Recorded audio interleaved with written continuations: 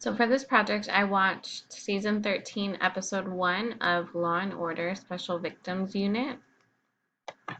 And in this episode, there was an immigrant named Mirma who was a maid and for a hotel, and she was accusing an Italian politician named Roberto, who was staying at the hotel she worked at, of rape. And during trial, this maid had previously lied on her application for entry to the United States to become a U.S. citizen. She lied about being raped by several African soldiers, and she used that to gain entry into the United States. She also lied about being charged with prostitution in Africa, and she was caught on camera saying that she was going to take Roberto for all he had and have him pay her millions of dollars for what he did to her. The defense actually used this primarily stating that he committed no crime. This was simply what she wanted. She wanted to commit certain acts for him to get paid. And when he denied money, she said that she was going to cry rape. At the beginning of the episode, Detective Benson is primarily the detective for this episode. She used different types of detective strategies. She initially used interview skills when she was interviewing the victim. And then she went and also used those skills when she was interviewing Roberto to hear his side of the story before he went ahead and got a lawyer. She also used DNA matching to help solve this crime as well. The episode definitely had a twist to it. It wasn't just about Mirma and Roberto and the crimes that were committed, but they also kept taking you back to the relationship between Detective Benson and Detective Stabler. In previous episodes, Stabler was on administrative leave because he shot a minor. So this episode was kind of showing how Detective Benson was having a really hard time without her partner. And they just keep going back to all the years and years and the relationship that they had, which really kept you drawn because you wanted to know when he was coming back, if he was coming back. And the episode actually ended with Stabler saying that he was not going to come back after the administrative leave and he was going to leave the detective line of work. And she was so upset when she heard the news.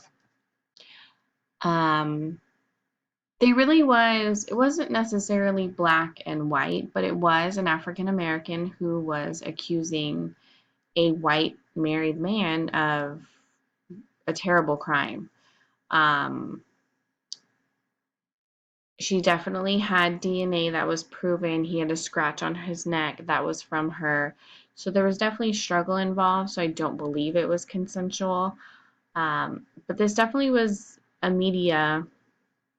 They loved the story because it always gets everybody going when somebody with money, especially white, is being accused of certain crimes by somebody less fortunate or of a different race.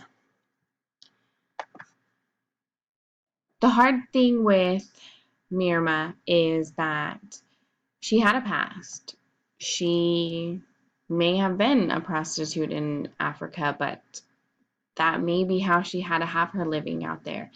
And when she was raped by one person, that wasn't enough to get her access to the United States because that happens in Africa all the time.